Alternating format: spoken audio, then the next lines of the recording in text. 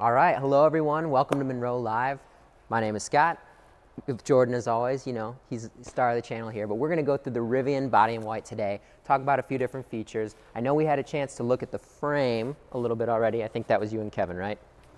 Hildreth and I, but Hildreth, yeah. That's right. But yeah, so we're gonna go through kind of working our way up the vehicle, the rest of it here. We're gonna start in the front, work our way to the back of the vehicle, pull in a few other components as we go, and yeah, hope you enjoy some stuff here. Let's rock. Yeah, so as we get to the front of the vehicle, mostly stamped steel. A lot of the structures, especially from an impact perspective, is managed by the frame itself. Relatively conventional in this body on frame space, even though this is unconventional in terms of, as we talked about in the previous video, how they execute body on frame. But nothing too novel here. I would point out that, and this is germane from an assembly perspective, this would be considered a closed front end. So anywhere in the front of the vehicle where they actually weld a member across the front of it, whereby in an assembly environment, the operators on the line can't actually walk into this engine bay space, which gives them much more ergonomic access to everything sort of packaged in or in this area or on the dash panel itself. This is a closed front end structure, so it's a decision. It's not a difficult thing to execute. Sure. But there's a lot more things to manage in terms of how you access everything on this area. Now, looking at the dash, in terms of what we're seeing here, I know when I looked at the inside of the dash, I said, oh, cool, no reinforcement panels. But then I came to the front and I saw there is some pretty beefy reinforcement in this pedal sled area. So on the engine bay or motor bay side, this is going to be where your brake booster mounts. Because this is an EV, they have an electronic brake booster. So on the other side of that's your pedal. Obviously, this is an area, you know, when you're applying that pedal pressure, this has the potential to see some flexion. So it makes sense to have reinforcement in this area. And Jordan, I know, did you put a magnet on this? Is this steel? Yep, the dash panel is steel. So pretty typical to see a steel dash. It is interesting, you know, in the absence of an internal combustion engine, there was a point in time where the dash was always called the firewall, right? But as you think about an internal combustion engine, the fact that that sort of internally combusting thing is no longer there, it's funny, as we've started to see the name of this component even change to just the dash panel, and maybe it doesn't even have to be steel moving forward. We've seen, specifically on the Model Y, I think we touched on that in another video, folks starting to experiment with using composite things for this. Now, Scott, to me, some of the things that stood out separately from just the reinforcements on the dash panel are for sure all the points of sealing, right? So you're seeing a lot of manually applied, this looks like a tar or a butyl material to seal out some of these cavities relative to the cabin space. In a larger OEM, if this was on like Ford, GM, Chrysler, something like that, I would be like, well, okay, this might be a one-off instance, or they may have really had an issue because this is a wet cowl versus a dry cowl, right? They may be managing some water issues. And all I mean by that in terms of wet or dry cowl is that at the windshield touchdown, there is no overhang. So in theory, water could drip directly off of the windshield and down. But looking at this vehicle, I'm definitely going to say that this is by nature of going fast in your development cycle and not really working through some of these joints and or the processing of these joints to minimize those leak paths.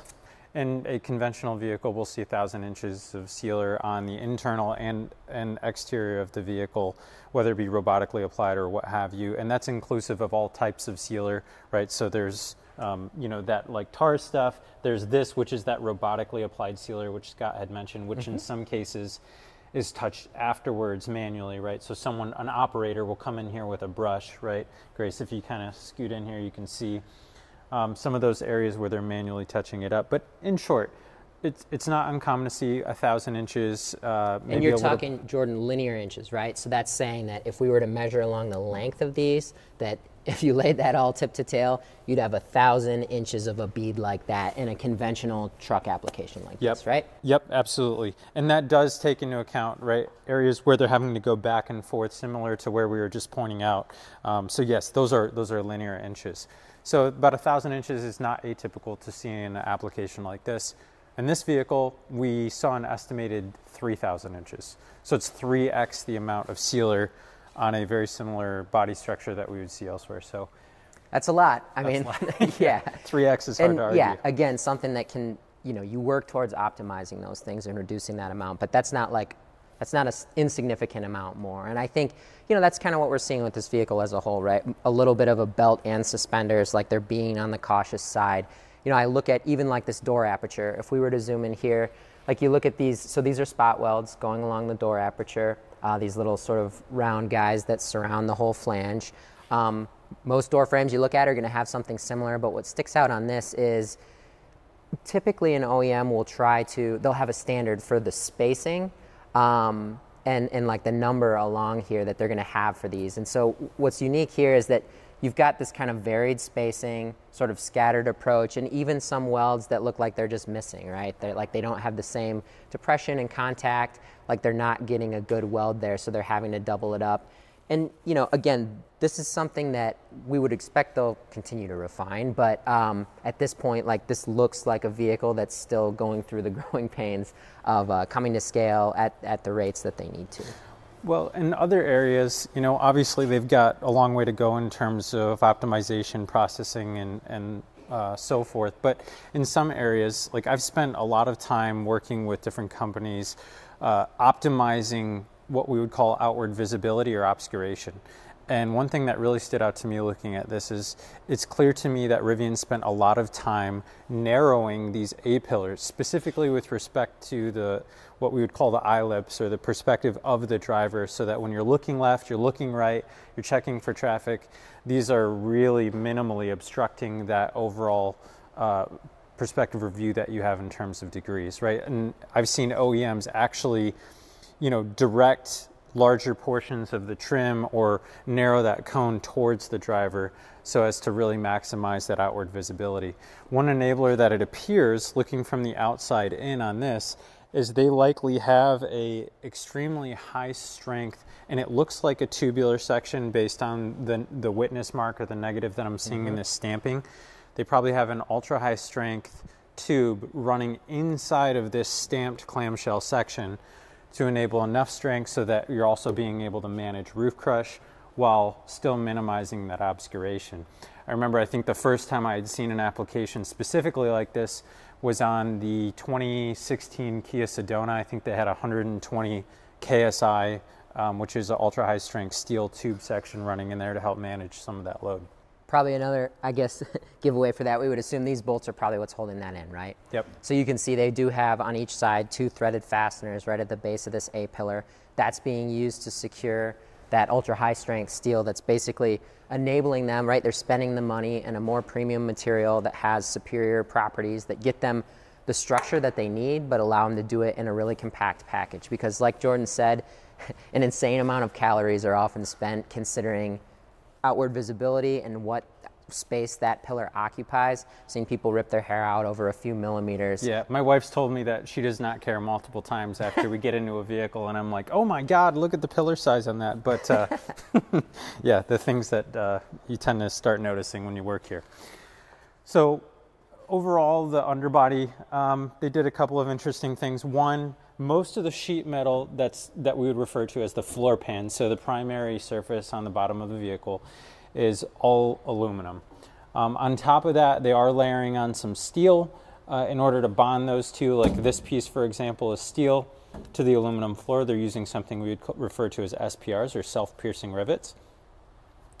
And then selectively throughout the body structure, they are adding back in some aluminum, likely from a weight savings perspective. So this cross member, which is the cross member that the rear end of the front seats mount to, is an extruded aluminum piece that's then sort of butting into, with this adaptation bracket, into the side of the B pillar. Typically these are placed, they're extremely and highly tuned structural elements within the vehicle to help manage what we call side pull impact. So there's a series of tests that can occur throughout a range on the side of the vehicle where they're running a ram or a pull into the side of the vehicle, and they're measuring cabin intrusion, they're measuring acceleration observed at the occupants. So these both have to be strong enough to manage the B-pillar loads coming in from that side pull, and then also the vertical and forward movements observed from what we would call seat pull, right? So if you get into an accident and this, especially if the seat belts are mounted to the seats, these mounting points take a tremendous amount of load that want to essentially peel them up from the floor. Yeah. You know, it is interesting too. I just noticed, so you pointed out, so this coming cross car is an extruded aluminum piece. This is a separate extrusion that's on here, secured with 3, yeah, those are flow screws, right? Yep. Little bit unique on this. So this extrusion, I don't know, Grace, if you can see right there, kind of odd to have an extrusion where, so that profile is actually being used to set right on that and kind of secure. That's, someone was pretty clever with the console mount here. Like, there obviously wasn't a lot of vertical packaging space. I can't say that I've seen many extrusions that have that. And then this tab on the front, like, that is a very precise fit. It's kind of an unconventional way to use an extrusion to sort of lock it in geometrically. It is definitely some engineering creativity going on there. I would say one thing, again, in the startup realm, or even in just the low volume realm, meaning vehicles that don't produce a lot of units every year, the tooling is both typically less expensive and quicker to generate on an extrusion versus a stamping or a casting where you're going into higher dollar and longer lead time tooling. So them using extrusions is wise in that regard, in that they may only sell 20,000 units a year, and they're trying to move quickly. Obviously, startup, so getting into production is key, but definitely interesting application. Yeah. Someone gets a gold star for that part. Yeah. So continuing to work our way backward, we're at the gear tunnel area here, and I just want to go on record and say I don't think the gear tunnel necessarily gets the love it deserves. Like, I think that this is really, like, when you think about what matters in a pickup truck or what consumers are looking for, having dry lockable storage is a major consideration. And so with EVs in general, you have the frunk, which is up there obviously. Now we've got this gear tunnel that really, by and large, is unique to Rivian, the R1T, R1S. I think, does the R1S have the same tunnel in it? I don't know that it does. Either way, this vehicle has it, right? And what's kind of cool about this, it's additional dry lockable storage that's pretty substantial, right? You can easily get golf clubs, you could get hockey sticks, probably snowboards in there. But they've also sort of taken the idea of having this piece, this area, and doing more than just creating the cavity. So Grace, if we work our way back around here, the accompanying mating piece that goes with that, the lid that closes that out, just wanted to kind of speak to some of that. So you've got this door that comes down, which principally you'd say, okay, it's closing out the space, but also it's a seat, and also it's a step to be able to get up to the roof for a kayak, for whatever. And again, functionally, I don't know. I guess my opinion is that is something that sets this vehicle apart in terms of no one else has it. And if you're going to spend the money, do it on something that is going to be memorable, right? That every time that customer uses it, they're going to say, man, I'm glad I bought this Rivian. And looking at how they executed this too, this is actually a pretty sizable piece of engineering here. So we have the door removed, just kind of walk through some of the separate parts here. So we've got an interior panel that in the closed position you don't see. Within this, they have sort of a hidden storage compartment. So this is an injection molded plastic piece with a separate hinge. They've got a little locking mechanism. This nests into the part, which is kind of the main structure. And I know when I looked at this part initially, I thought it was going to be a lot heavier than it actually is. This is extremely light. And they spent the money to take some of the weight out of this, but this interior piece is actually a cast aluminum part with a stamped sheet metal panel that is then hemmed around to mate to this. So when we talk about hemming, like this outer panel is going to be a stamping. When that's stamped into shape, they've got this casting, and those edges, they call it a hemming operation. It's going to come around that and sort of, you know, if you think of like a hot pocket or something, like it's pinching it at those edges to close it out, and then they're applying seam sealer around. And you can see that at the edges too, they've got it kind of like tapers off. So there's an operation that they call skiving, where they go through and essentially wipe off the excess at the edges so that it doesn't accumulate there. And that's not atypical. You see that on doors, but to have the cast inner with the, and you know what, actually, I think I said aluminum. This could be mag. I actually don't know. We'd have to look into that. But you've got an exotic material on the inner that's a casting, hemmed to an outer. We've seen that a little bit in lift gates, but like you don't see this in doors that frequently. This is kind of a work of engineering for sure. Well, and yeah, not just a work of engineering.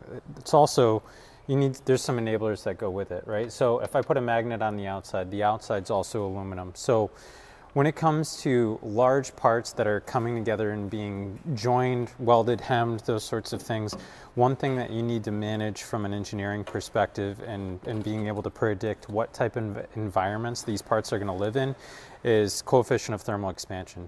So if you have two parts that are very different in terms of their coefficient of thermal expansion, like if you had aluminum and a composite, those coefficient rates are very, very different.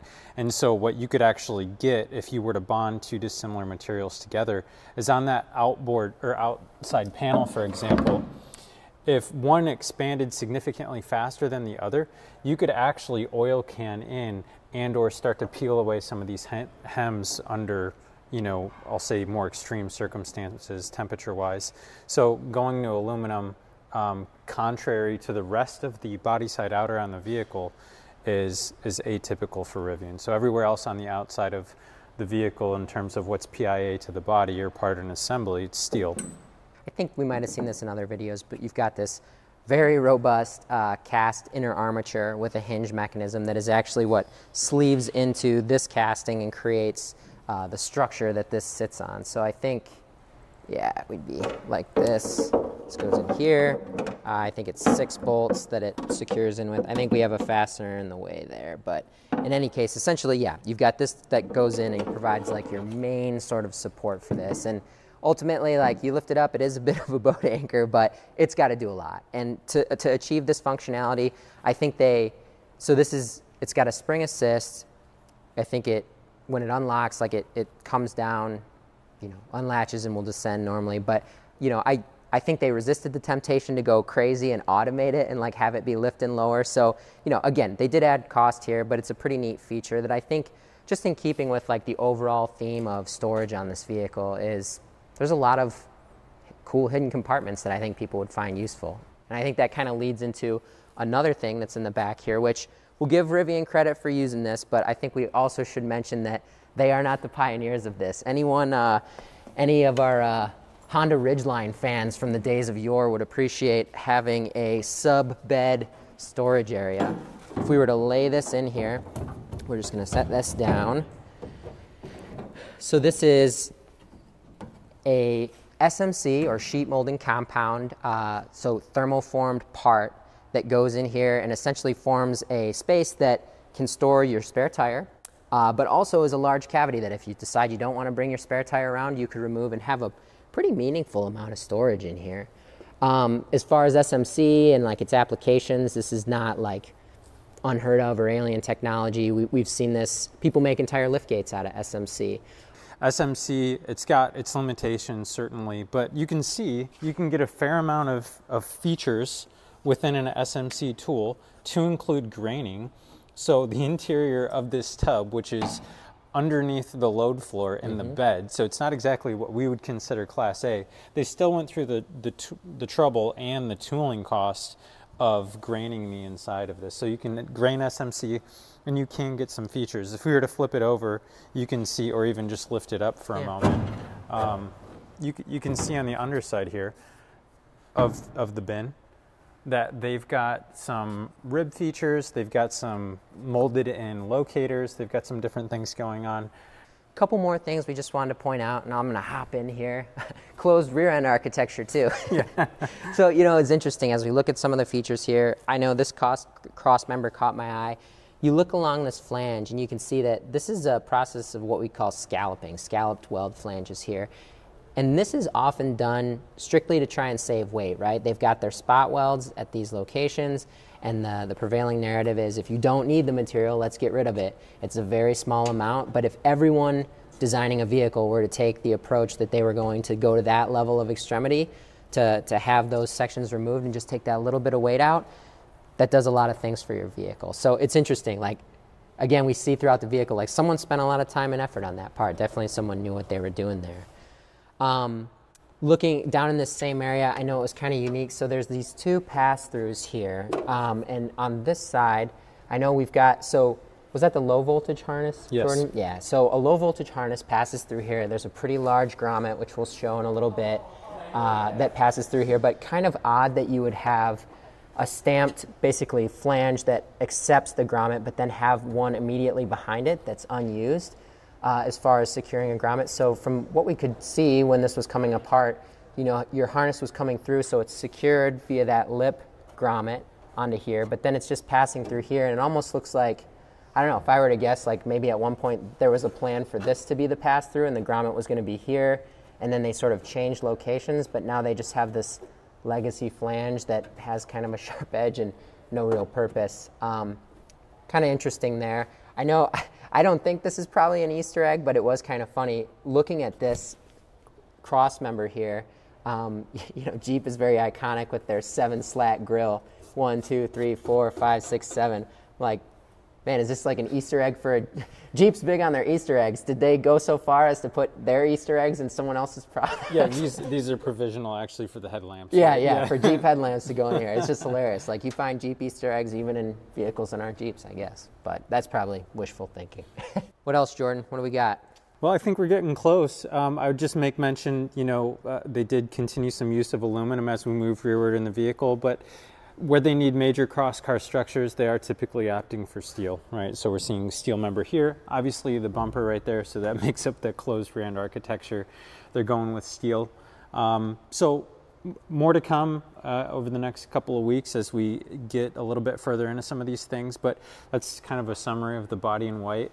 Yeah. And hopefully you enjoyed the show. If you would, go ahead and subscribe, smash that like button, right? I'm glad Scott said it. Someone has to do it. And also, don't forget, if you are interested in some more detail, we go into pretty great depth in terms of our reports. So look us up on sales at leandesign.com, and we'd be happy to help you out. Yeah, sounds great. Thanks for having me on today, Jordan. Yeah, no, thanks. Thanks. Have a good one.